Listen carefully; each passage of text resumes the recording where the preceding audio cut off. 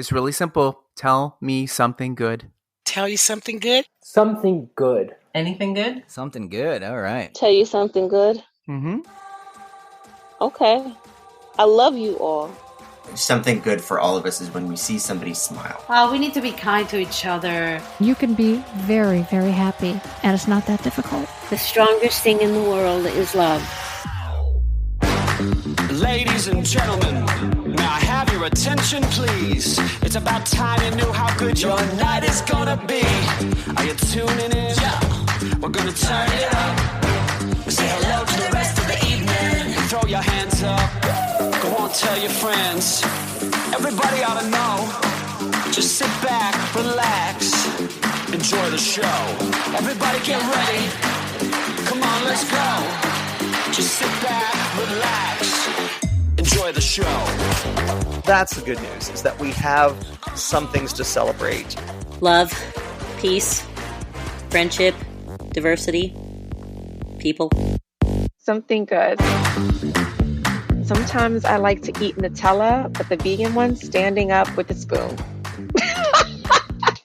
One of our dogs, it's his birthday. He's turning 16. So we are going to have a little party for him today with some doggy ice cream and a little hat. My hikes. My hikes have been really, really good right now. Well, I'm writing a book. That's exciting. Oh, I've lost 8 pounds in the last 3 weeks. And I think that it's just like amazing of how good that is in the world. Enjoy the show.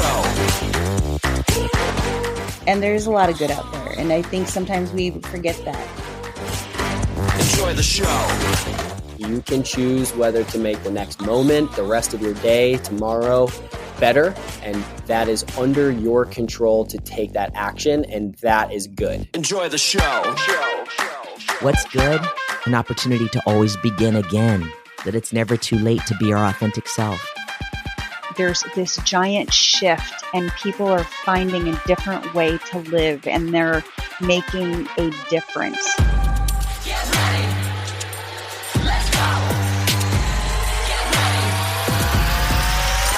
Today's the best day ever. And that's something good. Enjoy the show.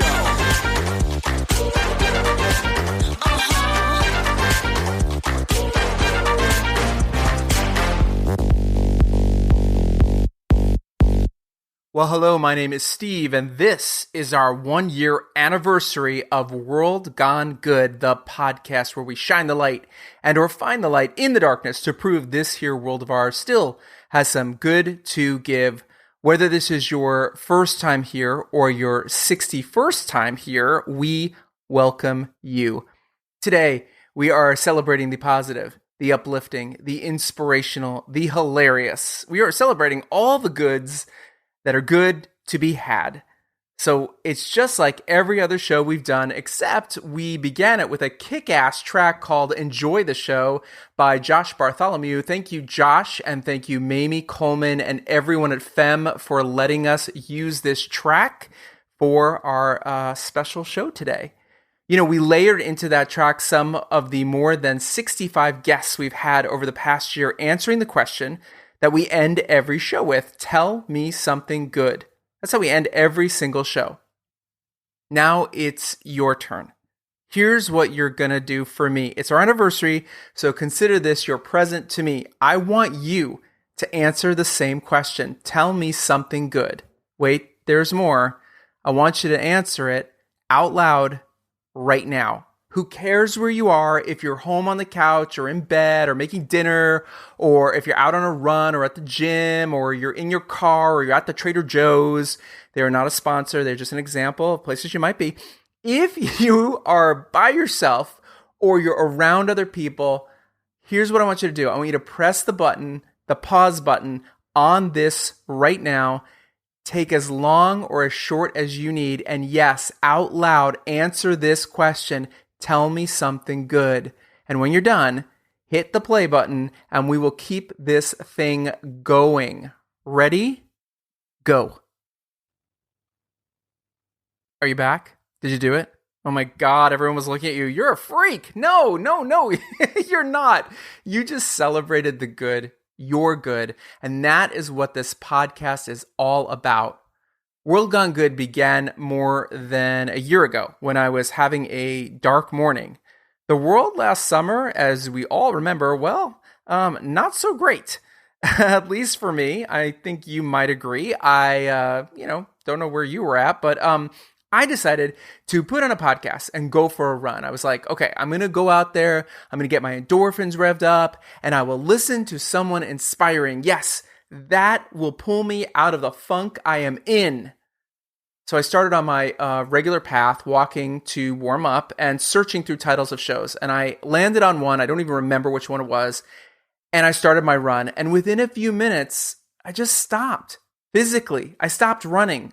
I paused the podcast I was listening to, and I'm standing there on the sidewalk, scrolling through show upon show, looking for something without so many commercials, and something where they get to the topic a little bit faster, and something that would make me, feel better, just something connective, something I connect to. Why wasn't I finding it? Why wasn't there something that was just good? And that's when it hit me, right then and there. Why don't I make that good? And that's the moment on my run when I wasn't running that the spark turned itself into World Gone Good, just ignited. I've shared that story before on here, and I share it again as like a reminder maybe that we have the power. We have the choice to use that power. My goal, my wish for this podcast was that someone said in one of these last 60 episodes spark something in you.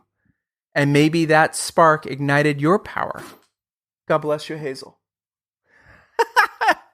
I'm going to leave that in. And maybe that spark ignited your power, your good, to write that book, to take that hike, to donate to a charity, to laugh more and stress less, and to hang out with little dogs named Hazel like I am, who just sneezed. That's all we can do. That's all on you. That's all on me. Use your power. Use your good. Now, I've got some surprises in store for today's episode because, it's a party. It's a 1-year anniversary party, and it wouldn't be a party if it was just me and Hazel. I mean, don't get me wrong. I am a party. Just ask, anyone who knows me. But any party is way more fun with some good guests. 1 year ago, we launched this podcast with 3 good guests in 3 premiere episodes, all on the same day. I've invited these 3 good people back to catch up with us, and the very first one is here now. PaSean Wilson-Ashley is also known as Mama Auntie from Mama Auntie's Vegan Goodies. How good are her goodies? Well, if you've listened before, I'm going to tell you again. I had her mail me a vegan cake. And if that is not a indication of how good her goodies are, I don't know what is. Yeah, it's that good. And so is she. Enjoy the show.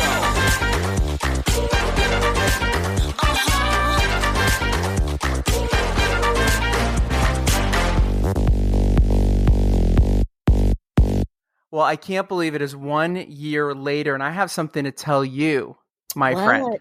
What? You were my first record I ever did. Wow. I feel so special. I know, and I screwed up my end of the audio, and I don't know if you noticed, but your episode is kind of me punching in, and I almost called you and said, hey, could we record that? But I loved what you did so much that I just sort of punched myself in. Oh, I couldn't tell. So I'm that good of an editor. Yeah, I couldn't tell. So PaSean Wilson-Ashley is back with me 1 year later, and here's the question I'm going to ask you, and we can go wherever you want to go. Okay. It's a year later. Tell me something good. What has been good in the last not great year, but gooder year? What's been good in your life? Well, this is a perfect time to do this interview because I actually just picked up 2 new restaurant clients. Yay! Maybe a month ago. I think it's been 4 weeks now. One of the restaurants is Hope. Love that restaurant. A healthy, organic, something E it stands for. I can't remember what the P and E stand for. And it's in Studio City. It's been around about 8 or 9 years. And they are customers for my ice cream and for my cookies. And then the same owner owns a restaurant in West Hollywood called Love, Love, and the Love stand for something. I can't remember what. And they're also buy ice cream and cookies. And that's just a month ago. We did like a drop off to the restaurant a long time ago, and they forgot about it. And then they happened to be at Ocado Restaurant in Sherman Oaks, which has been a client of mine for about 2 years now, if not more than 2 years. And they tasted the ice cream there, and then it clicked that, we were the same people they did her drop off. And then so she went to her freezer and she tried the ice cream we had dropped off months ago, and she's been ordering every week ever since. Amazing. Yeah, and the Four Seasons is back. Oh, great. During COVID, they lost a lot of staff. The head pastry chef, and they just had the sous chef doing everything. But anyway, as soon as COVID ended, they reached out, and so we're back at the Four Seasons in Beverly Hills on Doheny. They've been buying ice cream, cookies. They were just the ice cream client for the longest, but recently, within the past few months, they started buying cookies and coffee cake also. What else personally has been good in the last year? Oh, I just booked a commercial. It's running right now. It's for Walmart. It's actually, everybody keeps telling me they're seeing it. I don't even watch television. That's when I realized, when everybody kept telling me, I saw it during the whatever the playoffs, and I saw it during this, and I was like, I never see it because I don't watch television anymore. I'm always in the kitchen baking or making ice cream. And if in the background, I might have a movie or something, but I haven't watched television in so long. But I have a Walmart commercial that's running now. I actually texted to you so you can see it. Oh, yeah, good. And then I did a web series, the beginning of right before COVID. And I got nominated for Best Supporting Actress at the Oscar Michaud Film Festival about 3 months ago. Not even 3 months ago. The festival was maybe 2 months ago.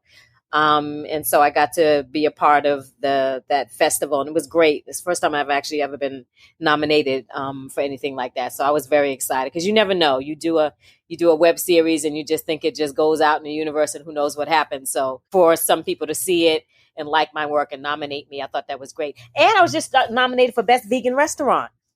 I posted it on Instagram. Wow. Yes. And it's interesting because let me find the post so I can tell you exactly. Okay, it's the Black Plate Awards, Los Angeles. And I was nominated for Best Vegan, along with Compton Vegan, Oki Vegan, Baba's Vegan, Rollin' Roots, Voodoo Vegan, Virger Guys, Mama Auntie's Vegan Goodies, and the V-Tree Hollywood. Nice. So that happened August 12th, and I think they announced the winner August 14th or something like that. So that just happened. Okay, there's one more good thing that's happened that you're not owning up to. Oh, my birthday? Yes. I just turned 60, and I had a little get together with my family and some close friends, and it was amazing. I can't believe you're 60, and I'm not just saying that. I can't believe I'm 60. Wow. That's what I said there. I was like, where did the time go? Yeah. And I'm glad time has not told my face yet. I'm telling you, that's why I can't believe you're 60, because I know what you look like, and I know that your heritage plays into it, but I also know that being vegan plays into it, but I also know that you're just a happy person. I think that's what it is. People were asking me what I do. I was like, I really honestly couldn't tell you. I said, I sleep in my makeup and I never lotion. So, I do all the things you're not supposed to sleep in your makeup, and you're always supposed to moisturize. I do none of that stuff. I said, I think it's just because I'm happy and I love life. That's amazing. A question I didn't get to ask you the first time we were together, but I've asked a lot of my guests this question. Mm-hmm. And this is the question. What would you today tell 17, 18, 19-year-old you if you could talk to her? Oh my gosh. What's just popping into my head, because what I was going to say is slow down. But I'm still going fast. I said that was going to be my new thing. Once I hit 60, I'm still running around like a chicken with my head cut off. And a vegan should never say that. But I'm still running around like a crazy person. But I would tell myself, maybe if I told myself that at that age, by the time I was 60, I actually would slow down. Yeah. And also just to have confidence. I can think of things that I did at that age that I was so busy worried about other people's talents that I didn't even see my own. And then, like, for example, I did this beauty pageant and there was this girl in it. I can't remember her name, but I remember thinking, oh, wow, she's going to win. She's so talented. She's so this, she's so that.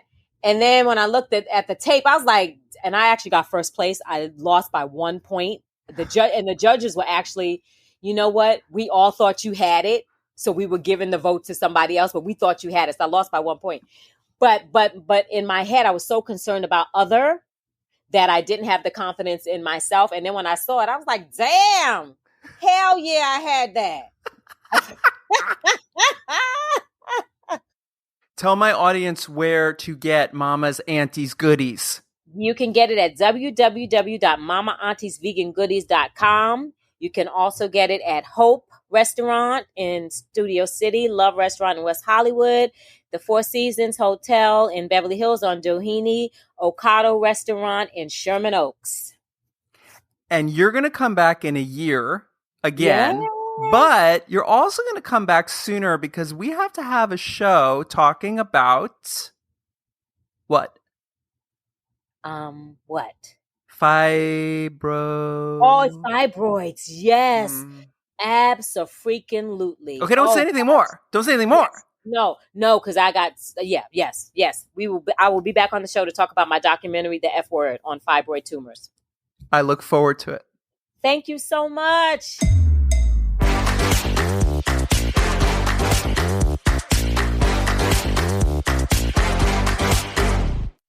When we record episodes, we typically record way more stuff than we can actually use. Sometimes good stuff gets cut because it doesn't fit in with what we're talking about. Let's be honest, I go off on a, tangent that isn't quite related to anything we are discussing. Yeah, it's just how I am. Other times, good stuff simply gets cut for time. Here's some good stuff that never made it to the final episodes in the last year, and we start right here. Barry J is a good human who changed my life for the better, and he didn't even know it. Here's the good moment where I get to say 2 words that I have been waiting a long time to say to him. Thank you. I was in one of the darkest places in my life. And I was clinically depressed and I was overweight and I had been out of a horrible relationship for about a year and I was an absolute mess. I was eating too much and drinking too much and not making healthy choices. And I made the phone call to a place called Barry's Boot Camp. And there were 2 locations at the time, Sherman Oaks and West Hollywood. And and I signed up. I called in, and this gentleman, I said, "How does it work?" And he goes, "Well, you can, get a class or try a class, or you can just go for it." And he's like, "You can do this thing called the Academy. It's 5 days a week. You can pick a time." I said, "Sign me up for that." He's like, "Oh, you got to be warned. If you don't show up, Barry will come to your house and get you." I was like, whatever. Then I found out that you actually used to do that. You once said to me, I was having trouble on a treadmill thing, and you were being rough. Let's not kid ourselves. You're like, starting speed of 15. Fuck you. And I was having trouble just catching my breath, getting the breath, right? Getting the pace. And you came up behind me and you pulled the mic down so no one could hear you, and you whispered in my ear and you said, I'll never forget it. You said, "Stop thinking and just move." And that has stayed with me for so many years. Wow. Oh, Steve. So that makes me teary, I think about, because I was a completely different person. And that was like my second or third coming out to the next person I was supposed to be. And you were influential in that. So I thank you. Oh, thank you. Oh my God. There are times when we record where we fly through my questions and I honestly don't think I have enough to make an episode. And then there are other times where we are recording and we just don't stop talking. No surprise, this usually happens with friends, right? So this past May, Betsy Zyko joined me to talk about the good, and we did our standard wrap-up at the end, and then I didn't stop recording. What you're about to hear is one of the most powerful moments we've had, but I wasn't sure it was right to go into her show at that time. So I contacted Betsy at the time and asked her what she thought, and she said she trusted me to do with it what I may. I decided then to leave it out of that show. But today I include it because I think this needs to be heard. Well, let me just say this, Betsy Zyko, before I hit the stop button, and I'll leave this part in. Woohoo! I may not. I don't even know if I should edit 1 minute of this. I'm not gonna derail or cut any one of my previous wonderful guests. You are truly the most present in the moment person I have had the pleasure of spending time with, which is not a cut to anyone I've had already, but so many things I learned about you. And it's so funny because I make two pages of questions here, and we hit some of them, but we went all over the place. But in all of it, it's just the kind of good that I love. It's in the moment good. And it doesn't have to be, I love you too. It doesn't have to be world changing, I mean, it wouldn't kill you to save some orphans. But my point being, I'm not gonna. My very first show with Faith Salie was much like this. It was just a conversation that I love that one. We have to have good in the world. And that's what we had here. And I just appreciate you so much. I appreciate you too, Steve. I think this show is wonderful. It fits, if this continues when the world goes to, in the after times, sign me up for helping you out to do any of it. It is good to focus on good, and that's not a Pollyanna thing to do. It doesn't mean that bad things haven't happened. I had a knife at my throat when I was 9 years old. I talked about my mother, the mother of my first husband, but when I was 9 years old, I was attacked. My best friend and I were attacked at knife point by two strangers in the park, and I had a knife I watched them attack her, sexually assault her, and then they came after me. And when I was down there with a knife at my throat, one boy or one man pinning me down, and the other one straddling me, getting ready to pull his pants down, I heard a voice come over me in my fear and terror. There was a adrenaline, the calmness that happens with adrenaline. And this voice said, "You're going to be okay. They're about to stop." And I just looked at this man's face that was looking at me, straddling me while I was on my back on the forest floor. And I saw his face transform. Something melted, some sort of lightness came upon his face. And he said to his friend who had the knife at my throat, "We need to stop. We need to stop. We got to go." And his friend's like, "What? No." And he goes, "No, we got to go. We got to go now." And they ran away and didn't complete the penetration. And I believe that you asked me first what makes you empathetic, and I didn't tell that story, but that does inform a lot of my life. It's like you never know what's going to happen, and you never know when something that marks you so much actually profoundly allows you to do things like listen when you hear things that, oh yeah, and believing that people can change and that you can forgive people who do horrible things, and that whatever leads people to do the things that they do, they weren't born that way. Anyway. And it doesn't define you. Oh gosh, no. Gosh, no, not at all. Yeah, that's yeah. Yeah. That's. But you can have compassion for anybody. And empathy for even people who do awful things to try to figure them out. And it's so important to have compassion for yourself, because I think we forget that so often. I think we put ourselves too much in our lives last. And then I often find that the worst members of our community are the ones who keep putting themselves first. Yeah. And it's the rest of us who are putting ourselves last who have so much good in them. And just don't realize it, or just are shy to share it. Mm-hmm. Well, I thank you. I appreciate you. And we'll be on the stage together soon enough. Yeah. Cut any of this out that you need to, please. I'm like, there's nothing worse than a boring story. I've had several other podcasters on my show, including Wendy Miller from Sex Ed the Musical, the podcast, Brianne Davis from the Secret Life podcast, the good team of Stephanie, John, and Dave from Cinema Craptaculous, and Tasha Bradley from the Daily Dose of Love podcast, who, as you're about to hear, took over the interview in a good way. She turned the tables on me, the guy who was interviewing her.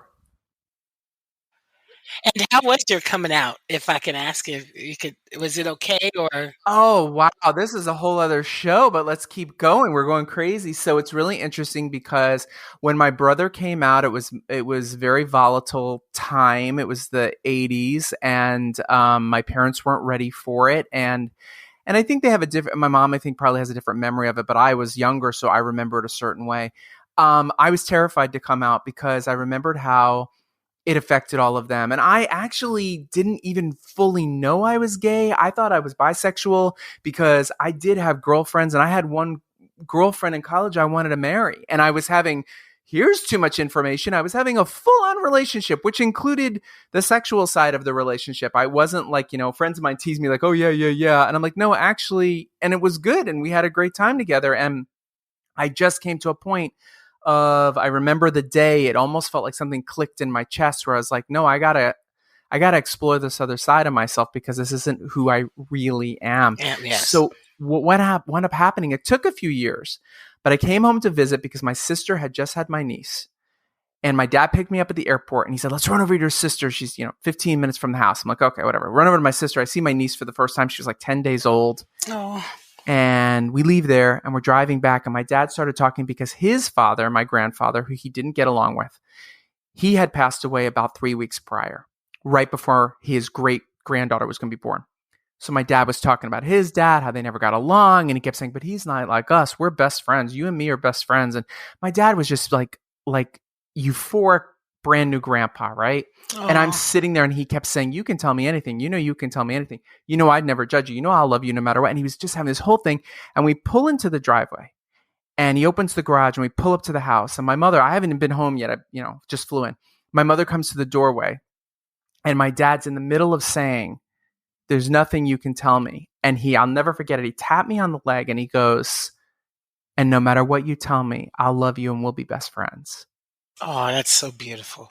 And my mother is yelling, she's a little woman from Brooklyn, come in the house. And he yells at her. He's like, go back inside. We're talking. And she's like, get in here. What are you doing? So she goes in and slams the door. And I'm sitting there, and I was so scared to tell him that for a split second, I was going to make up a lie. I was going to tell him something like I had a drug problem. I didn't remember what I was going to tell him. But then he said, I'll never forget it. He said, and one more thing, Steve, he goes, I promise I won't react like I did with your brother. Wow.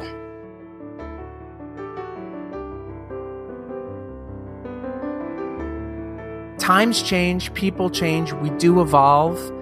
But as you know, and you focus on, it starts with ourselves. Starts with ourselves. If we could just accept ourselves for who we are and where we are, we'd be better off in this world. So much better off.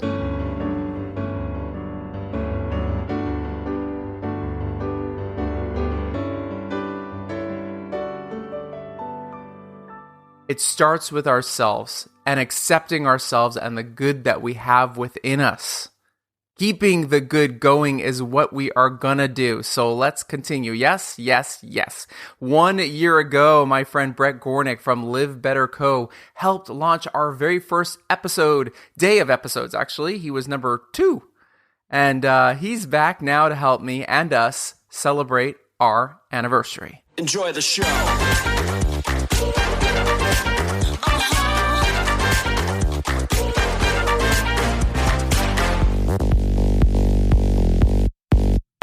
And 1 year ago, you were here with me, Mr. Bret Gornik, for my very first shows. Very first one. That's crazy. It's really weird to think it's been a year, huh?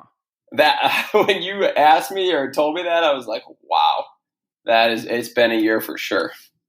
So this is the question, because I've invited my first 3 guests that I ever had back 1 year later. It's really simple. Tell me something good that has happened or something goods in 1 year since we last spoke. I got probably the biggest highlight I'll have for a long time. My wife and I had our daughter, Amelia, who is the greatest thing of all time. So that's been just an unbelievable blessing, opportunity, area to learn. And she is thriving and doing amazing. So within the last year, that has been for sure my highlight. What is like the vision you had of being a dad and now in reality? That's an amazing question. I honestly, and I was asked something similar to that a few weeks ago, and I'm such a present person. I definitely do a lot of planning for the future and goal setting and thinking about that. But I didn't really have a vision. I didn't really have what is this going to be like? I was more just excited and taking everything day by day as it happened. And honestly, it's been beyond any expectation. It's been, I was telling one of my buddies this, but I think it's been the thing more than anything in my life that has made me just feel uber present, because everybody I talk to, whether it's my parents or my wife's parents or my wife's grandparents, they keep saying like, this goes by so fast, and you can't believe how fast it is until they go off to college and all the same things. You hear all those things, and I can totally see that now that she's 6 months old.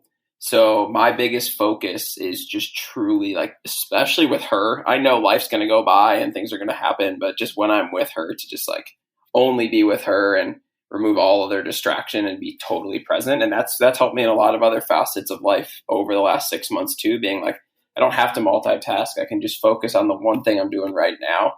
And I've definitely becoming better at that through her, which is a blessing.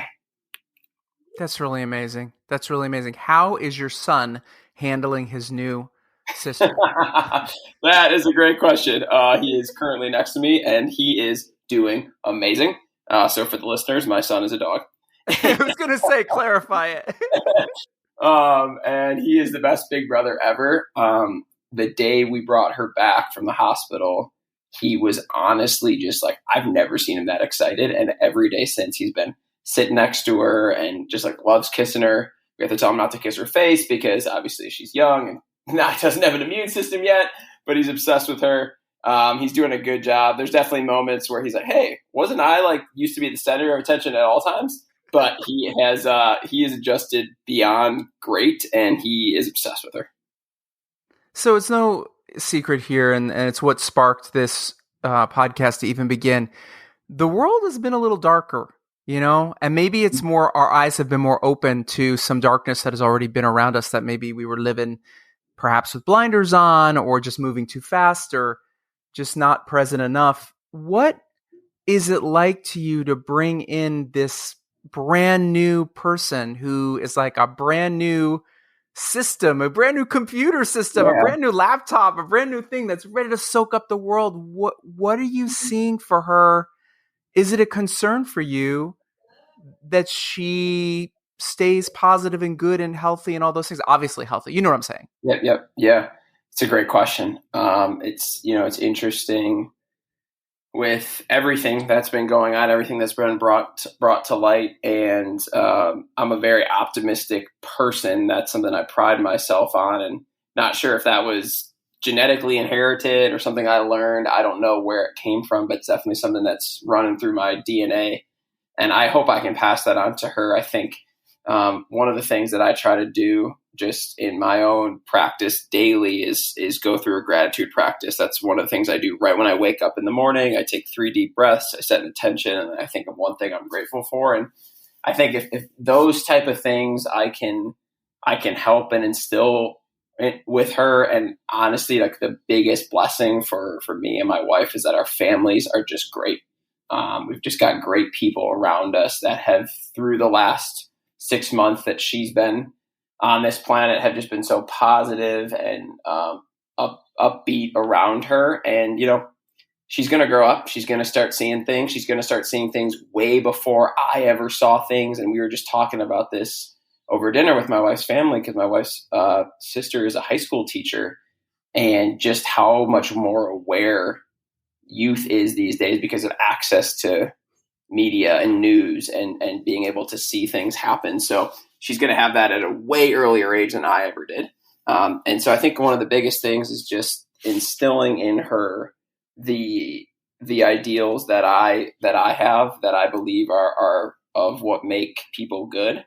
And with that, honestly, though, it's one of those things that you can do that, and you can do as much as you can, but she's going to interpret the world the way she is. And I'm going to be her biggest cheerleader.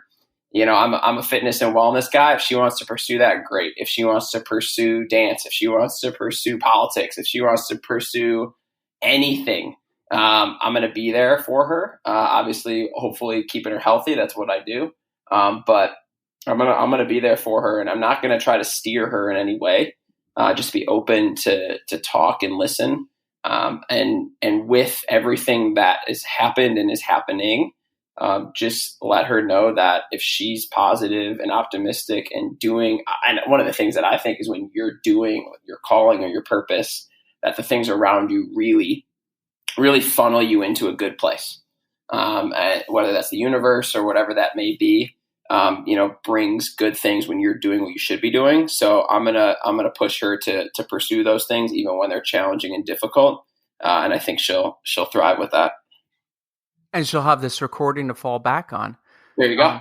If there's still recordings, God knows what there's going to be in 5 years. Well, right? Yeah, exactly. I always joke around when we're like driving. I'm like, "Oh, Amelia, like you're gonna have to drive," and then I look at myself, I'm like, "Is she gonna drive?" Right? Like, probably not, the way things are going. So who knows? So let's pivot here for a second. Live Better Co. You guys, last time we spoke, first of all, to give everybody a little update of what's happening with the company. But last time we spoke, there was a talk of a retreat. Yeah. So retreat is sold out. So that's amazing. We're heading back to El Salvador. This will be our 9th in-person retreat that we've run. This will be our biggest one. We've got 36 people coming, which is literally every single bed in the resort is full. My business partner and I are going to have to sleep in the same bed because of how many people are coming, which we're super excited about. And we're planning at least one for next November, but definitely looking at one upcoming in March of early 2022. So that's been going great. And we've got a bunch of really cool stuff coming out in the next month or so in regards to some more online stuff. So we've developed a full, so my business partner and I are personal trainers too. That's how you and I met. And we have a full online program that's launching, which we're super excited about. That's kind of embedded in our philosophy of training, which is strength, conditioning, and mobility, plus some mindset work and some meditation. So there's a lot of really cool stuff coming up. And then we're just excited to get back in person. We've been teaching some semi-big, not huge, maybe like 50, 60 person events outside over the last few months, which have been awesome. So we're slowly inching back to in person, which is what we love the most, while still creating a good digital footprint. And we'll be hosting retreats for a long time. It's something that we love doing. So that'll be fun. Speaking of which, of how you and I met, today was a leg day. Which is always amazing for me, as you know, because I'm like, yeah, I feel like $1 million, and tomorrow I'm like, yeah, I feel like, $750,000. And on Wednesday, in 2 days, we're recording on a Monday, I'm going to be like, why am I alive? Why am I moving? Why did I do that? Why did I do that? Yeah. Where do people find your company online? LiveBetterCo.org is our website, which is going through a really cool relaunch right now. In a week or so, it'll be fully up and running. It's going to be sick. We got everything on there, so you can inquire about personal training. You can inquire about retreats. You can inquire about our corporate wellness, our youth initiative, all those fun things. And then Instagram's always good. So my personal one is just Bret with 1T _ Gornik. And then Live Better Co as well on Instagram. So you can just stay on and keep up with what's going on. And then we've got a podcast too. So a lot of cool things. You can find us kind of all over the internet. What's your podcast called? Just the Live Better Show. Awesome. And will you do me one favor? If we don't talk on here, will you come back in one more year and tell me again? Because I want to hear how your son and your daughter are doing. And then I'm going to possibly hear, I'm sure you're sick of it already, when you kids are going to have another baby. I'm sure you're sick of that question. Yeah, we'll talk in a year and see where we're at with that one. But I think hopefully we'll still be down with the pup and the daughter at that point. But would love that. That would be amazing.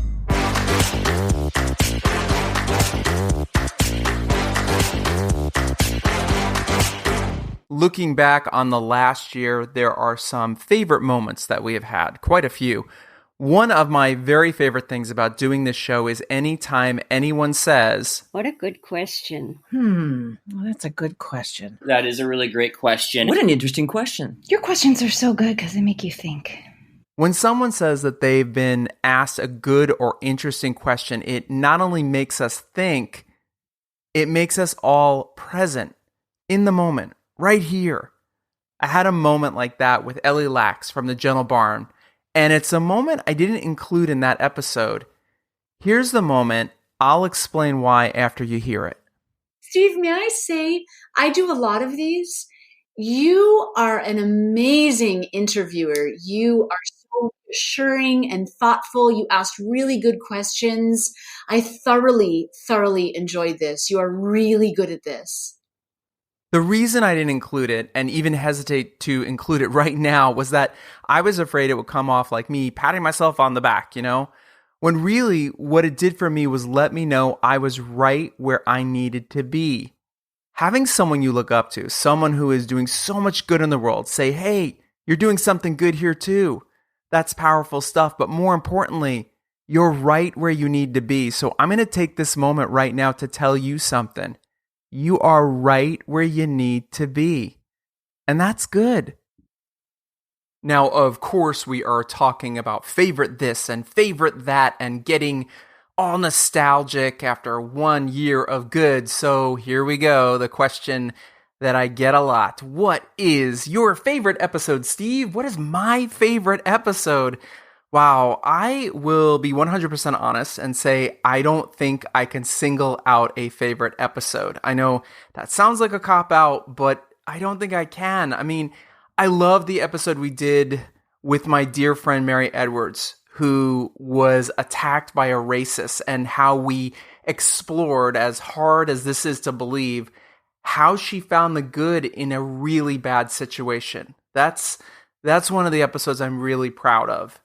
And I love our themed episodes, Halloween and Christmas, and the one about musicals. And I love the episodes with the people I admire so much, like Ellie, who started the Gentle Barn, and the team from Cookies for Caregivers. And last week, when the Black Fairy Godmother showed up, Miss Simone Gordon, that was incredible for me. I'm proud of all the different kinds of good we have brought to the front of the line this last year. So please know that if you were in a show and I didn't mention it, I'm proud of you, I'm proud of me, and thank you.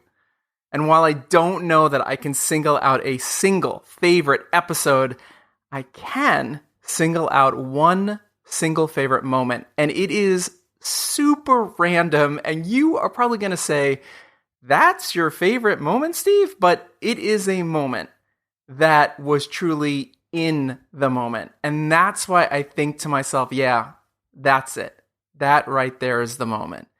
And sure, there might be some nostalgia going on because it's from the very first episode when my pal Faith Salie joined me to talk about protests. Specifically, her children, protesting a lock she and her husband had put on their bedroom door. This is my favorite moment. We were in the middle of the discussion of this. Other topics came up. Don't judge me. Here it is.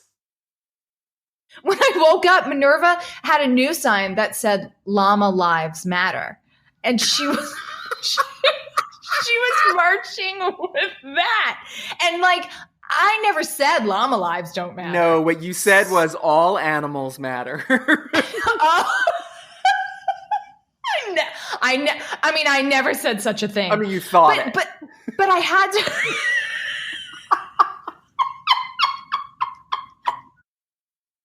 This leads us so goodly into the perfect thing for me to go to now. 1 year ago, this 5-time Emmy Award winner / author / performer / mother of 2 incredibly pint-sized protesters and wife of 1 Jewish husband joined me to talk about the good of TALF, the Anti-Lock Foundation, our very first show. She is the most returning guest I've ever had. 3 times right now. Here comes 3 times. And she's back here now to celebrate with me on our anniversary. This is the good that is Faith Salie. Enjoy the show.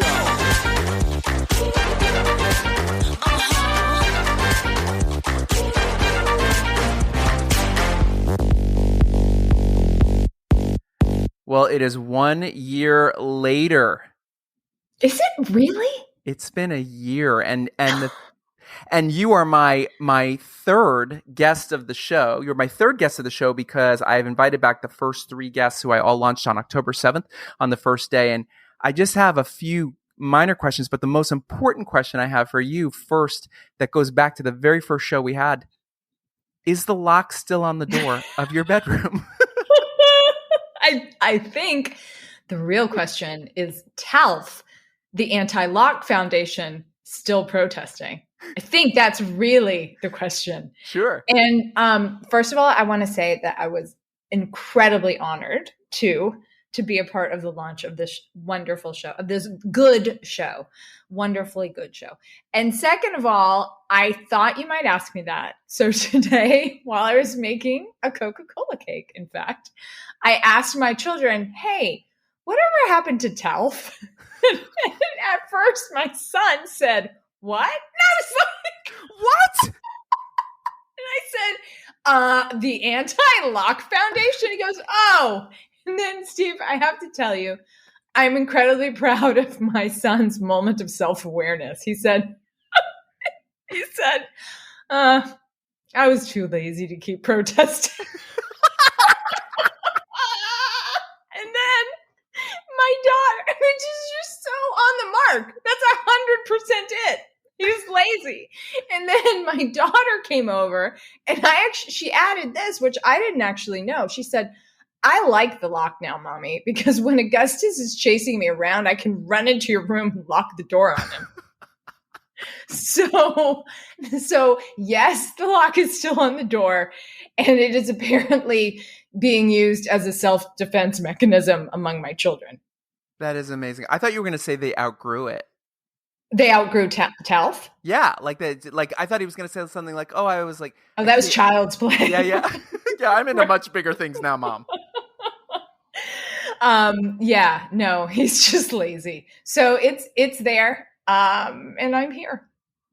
Well, here's the main question and the main reason that I've asked all of my 3 guests to come back, and that is a very simple, broad question. You can tell me whatever the hell you want to tell me.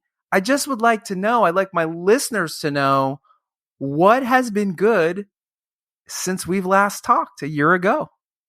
I could put it in buckets, and I could describe like macro good, and I could describe some kind of epiphanies I've had and be long-winded. And I've decided instead to tell you one really specific good thing that happened that I think is so dramatic and wonderful. And even in thinking about it today, before I knew I would talk to you, it moved me to tears again.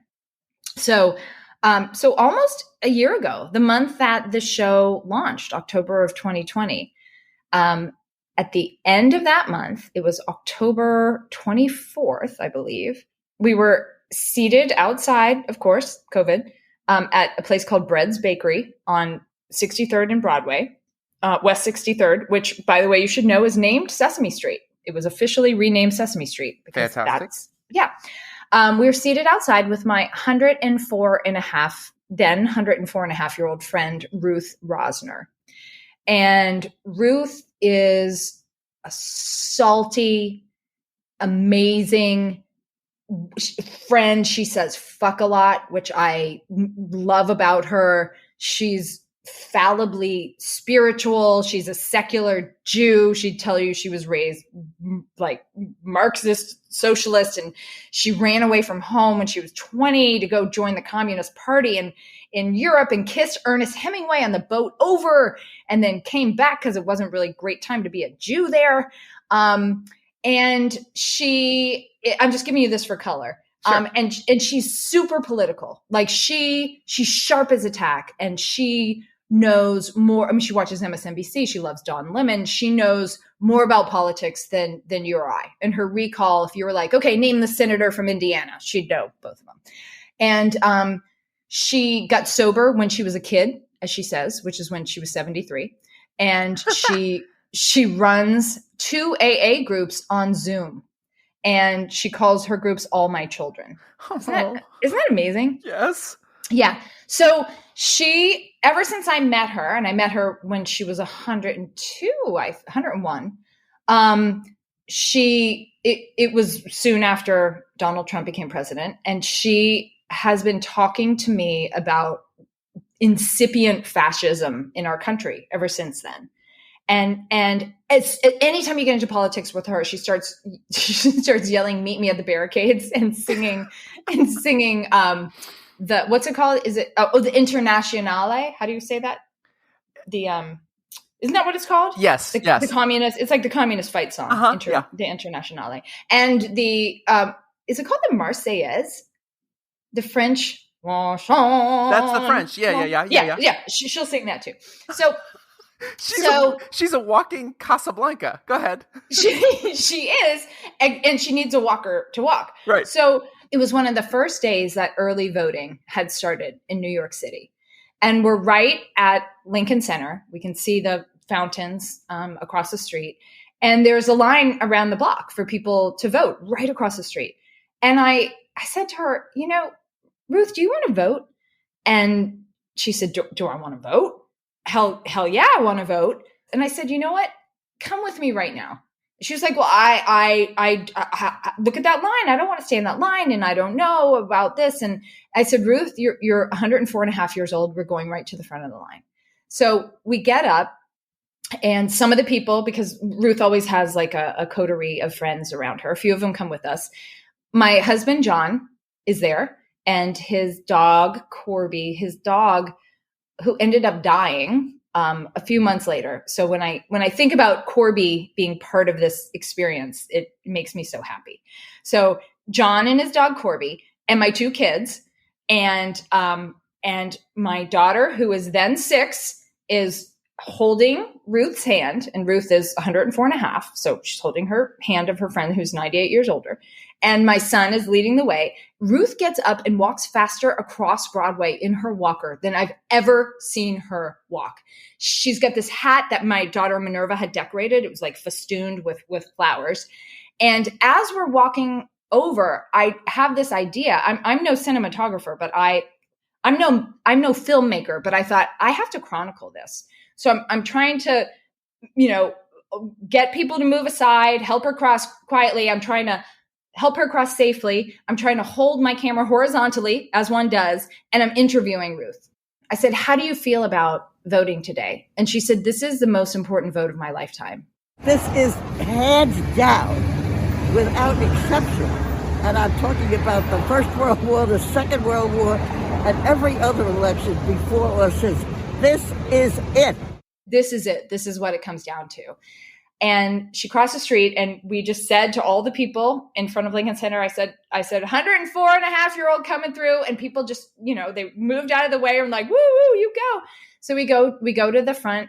We tell them this is Ruth. She's 104. Nobody asked to see her ID at that point. We go in, and the volunteer poll workers are incredibly moved. And Ruth has to get out her license, and it says 1916. And, you know, she was born 4 years before women had the right to vote. Yeah. And I just, gosh, I'm getting emotional now. Like, I just think this is, and I see my daughter holding her hand. And I just think this is history. This is history. Or as my son would say, this is herstory. And we go in, and I bring Ruth, and I can tell Ruth's a little verklempt. Like this, she's getting a lot. This is a lot for her. This is big hustle, and she's getting a lot of attention, which she doesn't mind because she'll tell you she's an Aries.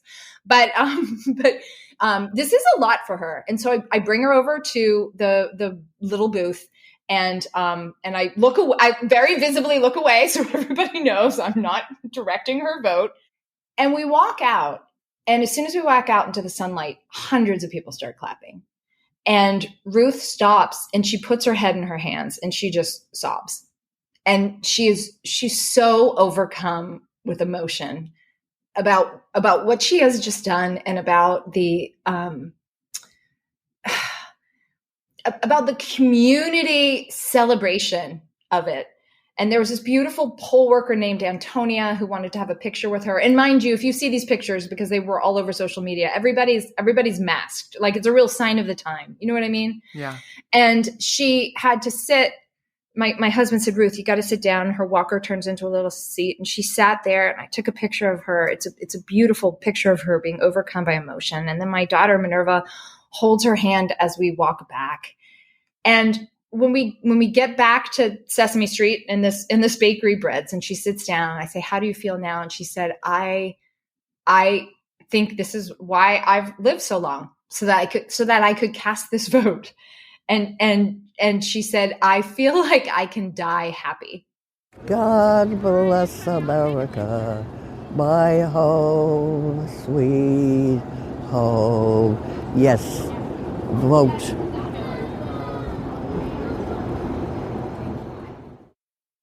And it gave you an opportunity to share some good, just for the sake of sharing good. %.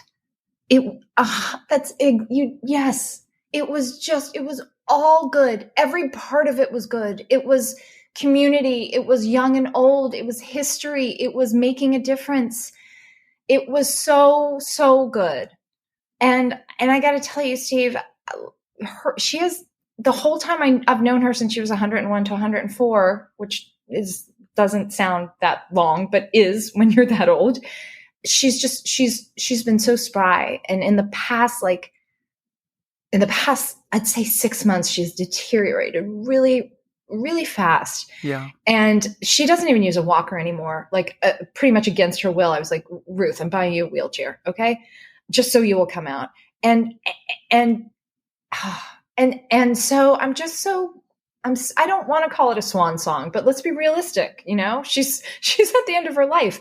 Just that she had that, and she got to be the international focus of the world and inspire people who saw that were like, if that fucking lady Ruth can go out and vote, my ass can go out and vote. Yes.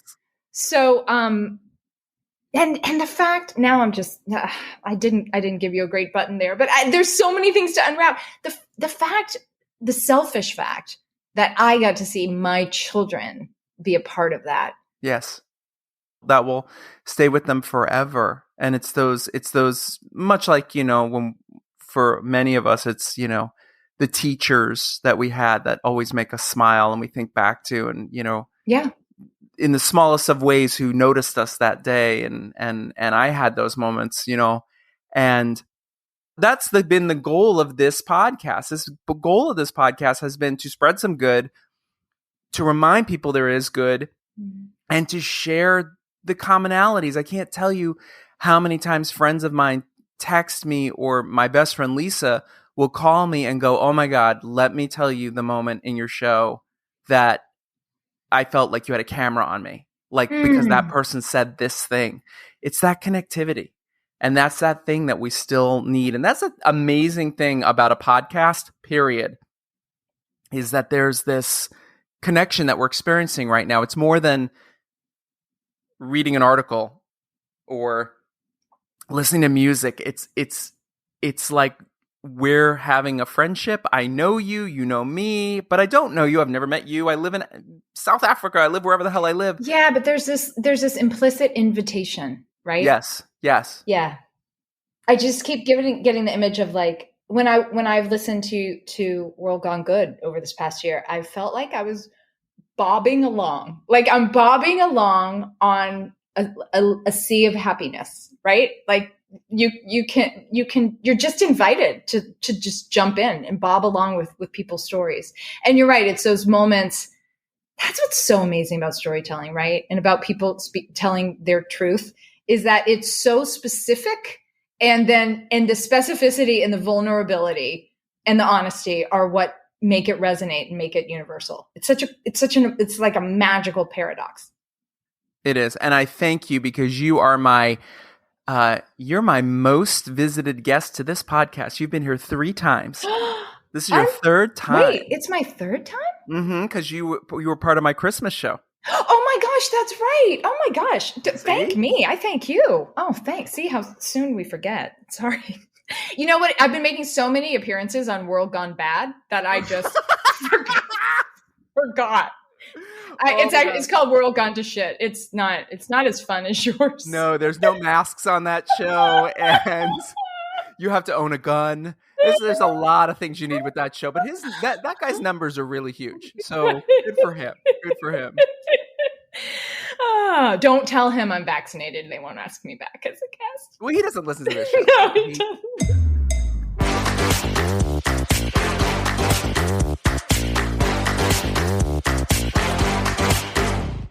I think we can all agree, Ruth, the patriotic voting American, is not just Faith's inspiration, but an inspiration to us all. We talk about that word a lot here on World Gone Good. Inspiration. More specifically, I ask each of my guests who inspires them. The answers have ranged from general types of people with inspirational qualities to extremely, extremely specific ones like spouses and children, and yes, even Matthew McConaughey. He was named here on an episode as an inspiration. Don't judge, okay? He inspired somebody. So truly, inspiration does come in all shapes and sizes and types, and all right. But there has been one recurring theme here in the form of one very special, specific person. When I ask the question, who inspires you? Who inspires me is actually my mom. My primary inspiration is my mother. I'd have to say my mom. I gotta say that my mom, with everything that she's gone through during this time, she really inspires me. My mom really inspires me. My mother. She taught me everything I know about fighting, never giving in, never giving up, never saying I can't. My mother. My mother inspires me. My mother was the most positive human being I've ever met. Well, the first person I think of is my mom. She really was the inspiration for me to do, to volunteer, to be the bigger person. My mom she had such a big heart. And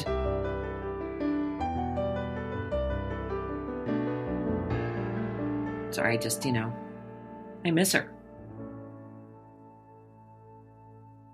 A special shout out to my own mom who dropped by earlier this year to share a family favorite cookie recipe. Go find that bonus. It's a fun one. So who inspires you? Here comes your second assignment of the anniversary podcast. Ready to press the pause button one more time? Here's what you're going to do. You're going to send a text to that person and simply say, "You inspire me." Go ahead. Pause us here. Pause us right now. I'm going to wait. Send the text. Whoever you just sent that text to, you just made their day. Or they are really confused and think you're drunk. Either way, it's a win. Well, we began this kick-ass anniversary goodness with how we always end most of our shows, asking the question, tell me something good. So it's only fitting that since we seem to be doing things in reverse, backwards here, we're going to end this one with how we usually begin the other ones. Are you following me? Did I lose you? Am I speaking a foreign tongue? Here's how we typically begin most of our shows. In fact, all of our shows begin with me asking you to help us spread the good by sharing our show with your friends on social media or however you like to share with your friends. I usually go on to ask you to subscribe on whatever platform you listen in on. And while you're at it, why not rate and review us? The more you do each and all of these things, the more people find this show and the more good we can spread. So if you want this show to keep going and this anniversary celebration to be even more celebratory, and you want to do me a good solid, well, please, yes, help us spread the good and do any and all of those wonderful things. And on the note of spreading the good, this good guy here who has been doing the good thing here every single Wednesday for this last good year is taking a short, I promise it'll be short, good break. We'll be back very soon with new good every Wednesday. In the meantime, don't be sad. In the meantime, why don't you catch up on the episodes you've missed? There are over 60 of them, plus a bunch of bonus content. So much good to be had. Before I sign off, I want to say thank you, shout-outs to my brother Bret Silverman for our regular weekly theme song, plus those incredible piano interludes you heard in this show, and I played them before in others. My niece Jessica Willie for her weekly incredible artwork and posters. My co-podcasters and friends Wendy Miller and Mark Gant, who in the last year have answered so many of my ridiculous podcast questions along the way. And also a shout-out to Stephanie, John, and Dave. They know why. I want to thank all of my guests for all of these episodes you've heard in the last year. And thank you to you for being good and listening and supporting and all of the fun we've had together. Until the new good arrives, and it's coming soon, I promise, I sign off the way I have signed off every other show with two simple words. Be good.